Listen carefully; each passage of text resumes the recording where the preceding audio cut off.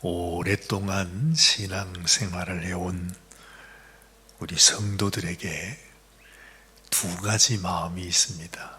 이 기독교 역사에 하나님의 말씀을 이해하면서 똑같이 우리가 하나님께서 우리에게 베풀어 주신 그 진리의 말씀을 다르게 이해하는 경우들이 있어요. 그것이 어떤 것인고 하니, 장로교회에서는 주로 하나님께서 전적으로 타락한 우리 인생을 하나님이 창세전부터 우리를 택하여 주셨다 하는 교리를 이렇게 전하게 됐지요. 또 반면에 우리 감리교회 그 웨슬리안 쪽에서는 우리가 하나님 앞에 은혜를 받았지만 우리가 언제나 하나님의 말씀 앞에서 순종함으로 늘 우리가 하나님 앞에 그 순종의 자세를 지켜야만 한다 하는 것을 또 강조하고 있습니다. 근데 큰 줄기로 보면 이제 같은 이야기입니다. 우리 장로교에서는 하나님의 주권을 강조하고 또 하나님의 전지하심을 강조하면서 이미 하나님은 다 알고 계시는 분이기 때문에, 그렇죠. 사실은 하나님은 처음과 마지막을 다 알고 계시는 분이기 때문에 우리가 하나님 앞에 택함을 받고 우리가 천국 가는 인생인 것을 하나님은 태초부터 창세 전에 이미 알고 계셨다. 근데 그 말이 틀린 말은 아니에요. 하나님께서 이미 다 알고 계시죠. 하나님이 모를 리가 있을까요? 그런데 그것은 이제 하나님의 영역이니까 우리가 감히 이것을 우리 인간의 교리로 만들어서, 그렇기 때문에 우리는 이미 하나님이 택하셨기 때문에 어찌 되었든 어떻게 살아도 나는 천국 간다, 이런 마음을 갖게 되면 어느샌가 모르게 우리가 하나님의 말씀에서 또 벗어나게 되는 것입니다. 이제 이런 부분들을 못마땅하게 또 부족하게 생각한 우리 존 웨슬리 같은 이런 신학자들은 우리가 아무리 하나님 앞에 택하심을 받고 하나님의 은혜를 받았지만, 그러나 그것으로 인해서 자만해서는 안 되고 우리가 그 하나님의 은혜 앞에 그 은혜를 생각하며 늘 거기에 합당한 삶, 그러니까 순종함으로 그 말씀을 따라가고자 하는 이 순종의 자세가 날마다 있어야 한다 하는 것을 우리들에게 말씀하고 있습니다. 우리 구세군 교회에서도 이제 웨슬레 감리교회에서 출발하였던 교회이기 때문에 그 교리를 보면 우리가 하나님 앞에 택함을 받고 은혜를 입고 구원받은 성도이지만 우리가 날마다 하나님을 순종하는 것이 소중하다 하는 것을 강조를 하고 있죠. 왜 이런 말씀을 제가 드리는가 하니, 오늘 이 말씀을 쭉 읽으면서 하나님께서 이 다윗과 솔로몬을 하나님이 귀히 여기시고, 특별히 이 솔로몬이 성전을 다 짓고 하나님께 그렇게 간절한 기도를 드리지 않았어요. 하나님, 당신이 우리에게 베푸신 그 은혜와 약속을 따라 반드시 이루어 주옵소서. 이 성전을 향하여 하나님 앞에 기도하는 모든 기도를 하나님께서 들어 응답하여 주옵소서. 우리가 부족할 때, 우리가 넘어졌을 때, 범죄했을 때, 전쟁에 패해서 우리가 힘들고 어려운 가운데 있을 때, 이 땅에 기근이 들었을 때, 재앙이 있을 때, 어떤 경우에라도 하나님의 성전을 바라보면서 나오면 우리의 모든 기도를 주님이 들으시고 우리를 구원하여 주옵소서 하고 기도한단 말이죠. 우리가 이런 말씀을 통해서 하나님 앞에 어떤 경우에라도 이미 하나님께서 우리에게 은혜를 베푸셨습니다. 오늘 말씀 통해서 보면 이 다윗을 향하여 하나님이 갖고 계신 생각도 참 너무너무 오묘합니다. 참 귀합니다. 다윗이 하나님 앞에 범죄하지 않았습니까? 다윗이 하나님 앞에 완전한 사람이었습니까? 아니거든요. 사실은 다윗이 하나님 앞에 지은 범죄함을 생각해 보면 이 세상의 그 어떤 악한 사람보다도 더 악하고 그 해서는 안 되는 그런 죄를 범했다는 거죠. 그런데 하나님은 지금 뭐라고 말하세요? 솔로몬에게 말하기를 네 아비 다윗이 얼마나 하나님 앞에 온전히 하나님을 사모하면서 살았는지 그 얘기를 하십니다. 마치 하나님은 이 다윗이 아무런 죄를 지었지 않았던 완전한 사람처럼 그렇게 말해주는 거예요. 그 말씀이 4절 말씀에 보면 이렇게 말하고 있지 않습니까? 네가 만일 네 아버지 다윗이 행함같이 마음을 온전히 하고 바르게 하여 내 앞에서 행하며 내가 네게 명령한 대로 온갖 일에 순종하여 내 법도와 율례를 지키면 그래요. 하나님께서는 이 다윗을 완전한 사람처럼 그렇게 말씀해 주고 있다 이 말이죠.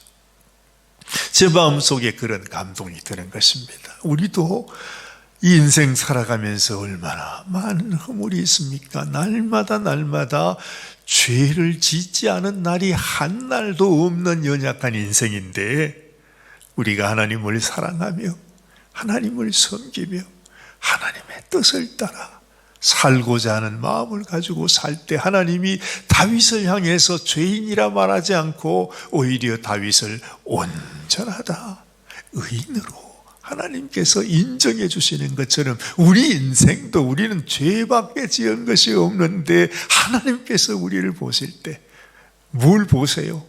우리 마음속에 주님을 사랑하는 마음. 주님, 내가 이렇게 부족하고 연약하지만 오늘도 회개하고 다시 돌아서고 주님을 사모하고 내가 주님 앞에 나갑니다. 순종하기를 원합니다. 사실은 하나님 앞에 부족한 것밖에 없는 인생이지만 그 부족함 가운데서 날마다 다시 깨닫고 하나님의 귀한 뜻과 우리를 향한 하나님의 은혜를 깨닫고 감동하는 마음으로 주님께 나가게 되면 그것이 하나님 보실 때의 온전한 모습이란 말이지. 그것이 하나님께서 우리를 향하여 네가 의롭구나, 너는 내 백성이다, 내가 너를 온전케 했노라 하고 인정해 주시는 바로 우리의 신앙이 된다는 거죠. 그래서 하나님께서 지금 솔로몬에게도 그 얘기를 하는 것입니다. 너도 네 아비 다윗처럼 이렇게만 살아라. 근데 우리가 하나님의 예정과 전지하심을 믿는 성도이든지 아니면 우리가 하나님 앞에 늘 부족함을 깨달으면서 하나님 말씀을 따라 순종하기를 더 사모하면서 사는 그런 성도이든지 누구이든지 간에 우리가 하나님 앞에 나가는 자가 하나님이 내게 은혜 주셨기 때문에 나는 다 되었다 하는 그 생각이 아니라 날마다 하나님, 내가 하나님과 더 가까워지기를 원합니다. 하나님을 더 사랑하기를 원합니다. 내가 하나님 앞에 나의 부족함을 깨닫고 주님 앞에 바로 서기 원합니다. 주를 사랑하는 자가 되기를 원합니다 하는 이 하나님과의 관계가 소중하다는 거죠. 절대로 우리 성도들이, 우리 기독교인들이 내가 믿고 있는 교리를 믿고서 우리 교리가 이렇게 말하니까 내가 택함 받았기 때문에 내가 이 세상에서 어떤 모양으로 살아도 나는 천국 갈 수 있다. 그것도 믿음은 믿음이죠. 그런데 그 교리를 믿는 믿음이 아니고 오늘도 내가 하나님 앞에 어떤 존재인지, 내가 하나님을 얼마나 더 사랑하고 있는지, 하나님과 나의 관계를 생각하면서, 그 관계를 생각하면 말이죠, 나 같은 사람은 정말로 하나님 앞에 아이고 하나님 너무너무 부족한 자이지만은 우리 사도 바울 같은 분은 어떻습니까? 저한테 비하면 저는 만약에 한 10점 정도 된다면 사도 바울은 아마 한 95점은 될 것이란 말이죠. 하나님 앞에.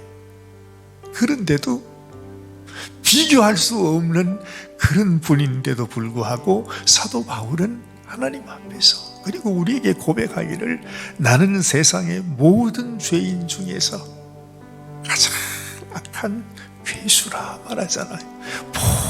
모든 성도들 중에 가장 작은 자가 나라는 거죠. 왜냐하면 이 사도 바울이 세상 사람들과 함께 내어놓고 비교할 때 그는 누구하고도 비교할 수 없을 만큼 훌륭한 성인이지만은 그가 하나님 앞에서 생각해 보면, 하나님께 자기 자신을 비춰보면 이 세상에서 자기가 가장 악한 죄인으로 보인다 이 말입니다. 그런 마음, 사도 바울이 가졌던 바로 그런 마음이 우리 모든 성도들에게도 있어야 한다는 거죠. 그 관계가 하나님께서 네가 참 믿음의 사람이구나, 네가 참 나의 백성이구나, 네가 나의 자녀이구나, 하나님께서 그렇게 인정을 해주시는구나 하는 생각을 하게 되는 것입니다. 그렇게 말합니다. 솔로몬에게 네가 이것을 잃어버리면 네가 다윗처럼 너 역시도 내 앞에서 이런 자세를 가지고 살지 아니하면, 오늘 그렇게 말씀합니다. 7절 말씀이죠. 내가 이스라엘을 내가 그들에게 준 땅에서 끊어버릴 것이요 내 이름을 위하여 내가 거룩하게 구별한 이 성전이라도 내 앞에서 던져버리리니 이스라엘은 모든 민족 가운데에서 속담거리와 이야기거리가 될 것이라 말하는 것입니다. 하나님 앞에 그 어떤 것도, 그 어떤 성전도, 어떤 교회도, 어떤 교리도, 어떤 그 믿음도 아무 소용없는 것입니다. 하나님께, 하나님 오늘도 내가 주님을 사랑합니다. 정말 하나님 앞에 이런 고백을 하면서 내 마음속에 아무 그리낌 없이 주님 그래요, 너무 부족한 인생이지만 오늘도 내가 주님을 사랑합니다. 그거밖에는 우리 주님도 하나님도 우리에게 더 들을 말도 더 보실 일도 아무것도 없는 것입니다. 그래서 예수님께서 시몬 베드로에게 네가 나를 사랑하느냐 그것만 물으시는 거죠.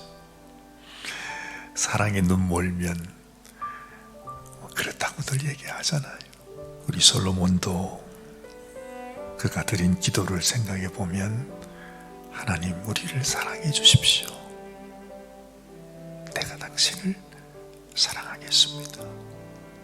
그 고백인 것 같아요. 우리도 하나님께 이런 고백으로 진실로 하나님께 우리 마음을 보일 수 있는 그런 믿음을 가져야 되겠구나 생각을 이 아침에 하게 되는 것입니다.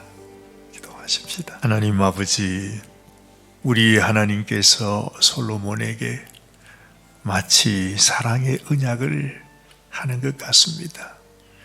네가 내 사랑을 버리고 네가 내 언약을 잊어버리고 네가 또다시 이 세상 다른 신들을 향하여 나를 버리면 나는 너를 그냥 두지 않겠다.